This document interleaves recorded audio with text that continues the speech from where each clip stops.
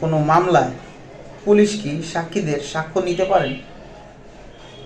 Advocate আকাশ, Bangladesh supreme court. জি, কোনো একটা মামলা সংগঠন হলে পুলিশ ঘটনার স্বার্থে বা তদন্তের স্বার্থে ওই ঘটনাস্থলে যাবে। ঘটনাস্থলে গিয়ে সাক্ষীদেরকে পুলিশ স্টেশনে ডাকবে সাক্ষ্য দেওয়ার জন্য। এটা 160-তে বলা হয়েছে ফৌজদারি কার্যবিধি, এবং 161-এ বলা হয়েছে যে ওই সাক্ষীরা আসলে তাদের সাক্ষ্য গ্রহণ করবে। সাক্ষ্য গ্রহণ করবে তারা ওই ঘটনায় কি দেখেছে বা কি কি ঘটেছিল এই সমস্ত বিষয়ে যা জানে ওই সমস্ত বিষয়ে সাক্ষ্য প্রদান করবে পুলিশের কাছে।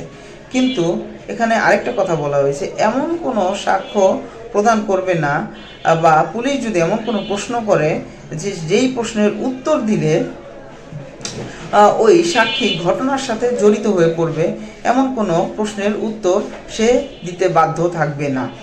এছাড়া ওই ঘটনার সাথে জড়িত সমস্ত প্রশ্নের উত্তর দিতে বাধ্য থাকবে। এটা ফৌজদারি কার্যবিধির 161 অনুসারে বলা হয়েছে, যেটাকে 161ও বলা হয়। এবং যেই সাক্ষ্য প্রমাণটা দেওয়া হয়েছে পুলিশ কোনো ওই সাক্ষ্য প্রমাণটা যদি লিপিবদ্ধ করে, পুলিশ যদি বলে এখানে একটা সিগনেচার করতে, ওই সাক্ষী ওই সিগনেচার দিতে বাধ্য থাকবে না। এটা ফৌজদারি কার্যবিধির 162 ধারা অনুসারে বলা হয়েছে। তো আমরা দেখলাম যে 160 অনুসারে সাক্ষীদের পুলিশ স্টেশনে ডাকার জন্য বলতে পারে পুলিশ, এবং 161 অনুসারে সাক্ষ্য গ্রহণ করতে পারেন, এবং 162 অনুসারে সাক্ষী তার নিজের স্বাক্ষর দিবে না।